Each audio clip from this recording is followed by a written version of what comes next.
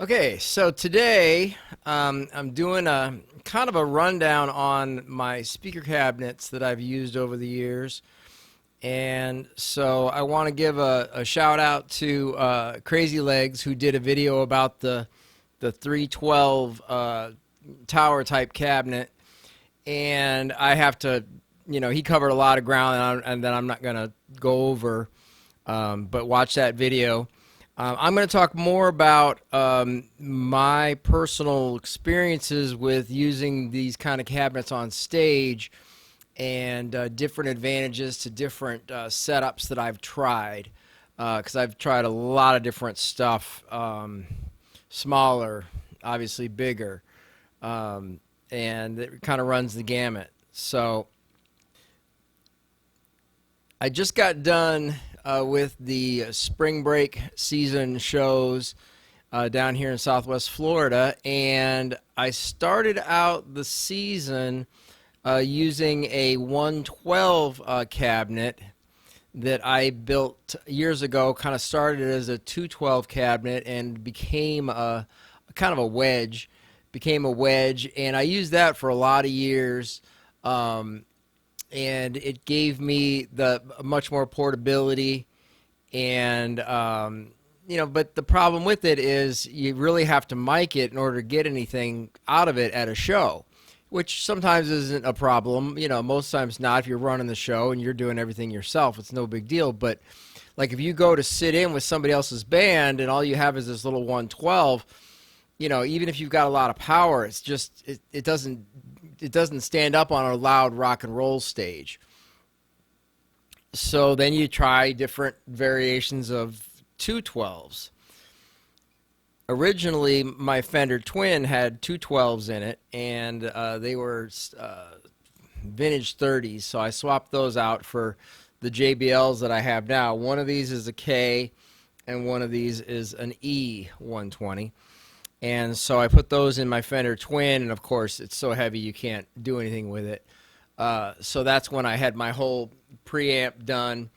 And for, a couple of years there in Chicago, I ran the Fender cabinet without the amp in it. I just had a separate rack like I have now, a separate case for the Fender Twin, and then the power amp was in, usually some kind of rack with whatever effects rack stuff that I was using at the time.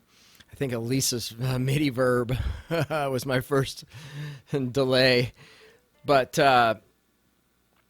So that eventually, when I moved down to Florida, I moved down here in a Targa, so I didn't have much room. So I literally just brought the drivers with me without any cabinet. I gave the cabinet away to a friend of mine.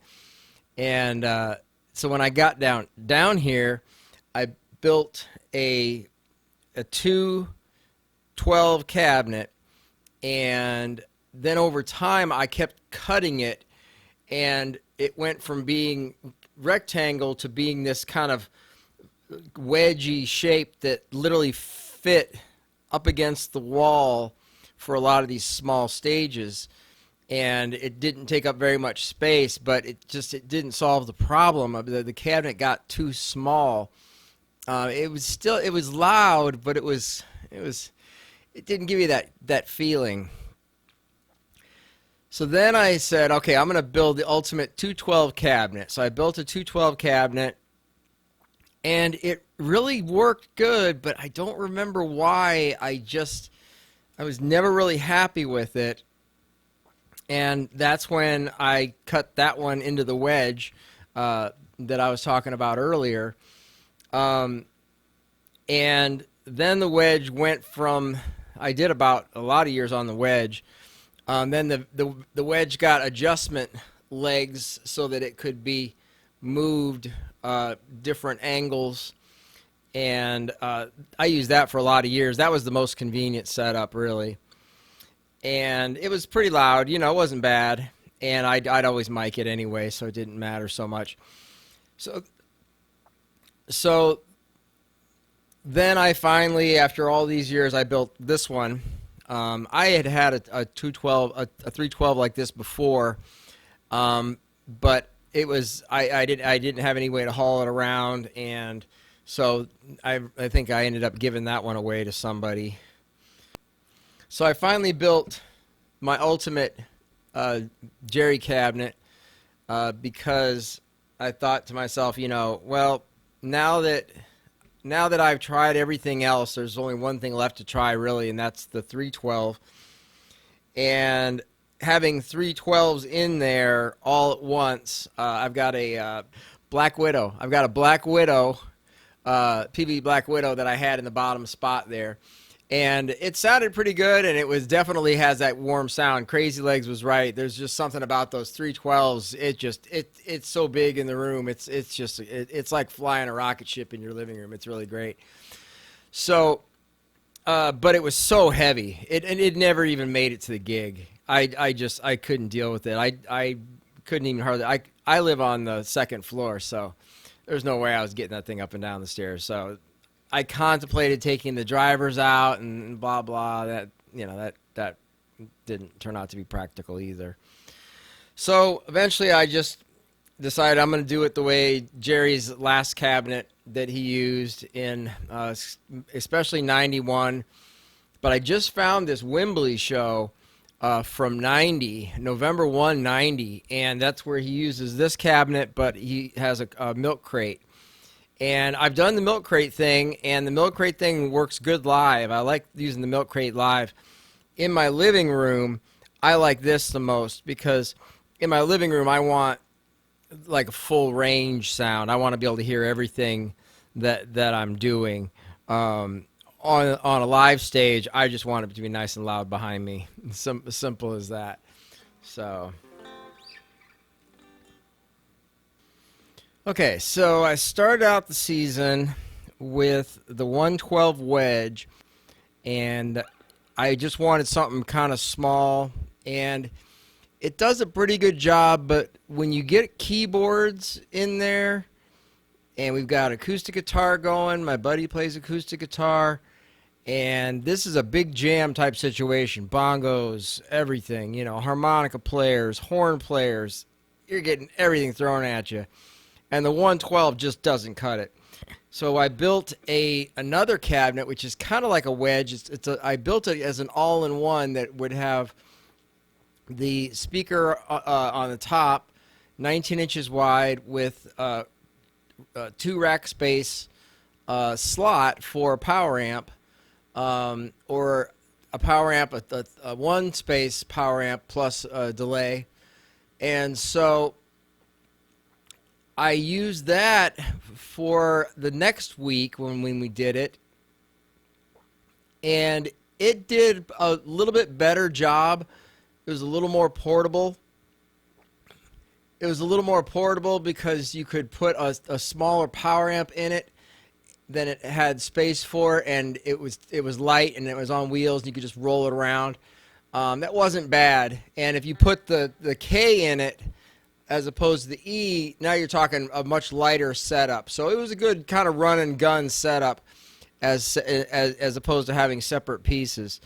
Then I came up with this crazy idea, well, why don't I put the K120 in the wedge and put it on top of the second wedgie speaker that I built, and that turned out to be actually really, really good. I'd have to do more testing to see whether or not that was any worse than this, because it fired up towards you, but then the top part was adjustable, so you could really focus it, on you could say, okay, I want it to be loud near the microphone, and then you want the sound to taper off as it goes out farther into the crowd. And so there's a lot of cool setups that you could do with that setup. It's actually an idea I had way back in my early days, and my idea was to have a semicircle of speakers all around you so that the sound from each driver would hit you at the same time. This was probably the final fruition of that early idea, germ of an idea for a speaker. So, but then I went to this cabinet, and the first gig I played with it was just open. with nothing in the back at all, just all open on the back side. And that's the lightest setup, and that works pretty good. Then I tried a completely closed setup where the back was all solid. And that sounded really good too. That was actually really nice in the room because it gave you a little more bass, you know. And I also put a little small pillow in the bottom of it so that it would kind of deaden it to give it like a nice, real earthy tone. You know, if you play like in a living room and you want really cool sound in your living room, that's a really cool way to go. The downside with it was the back piece of wood was literally like another 6 or 7 pounds, and getting this thing up and down the stairs, it was just too much. So that's when I cut the hole in it, and the board still weighs like 3 or 3.5 pounds, but now I can lift this and carry it up and down the stairs. It's not fun, but it's not impossible. And then I've got like a cart thing for getting it in and out. So practicality, not the best. Certainly better than the 312 would be, especially if you had E's. If you had three E120s, you know, get a roadie or get younger.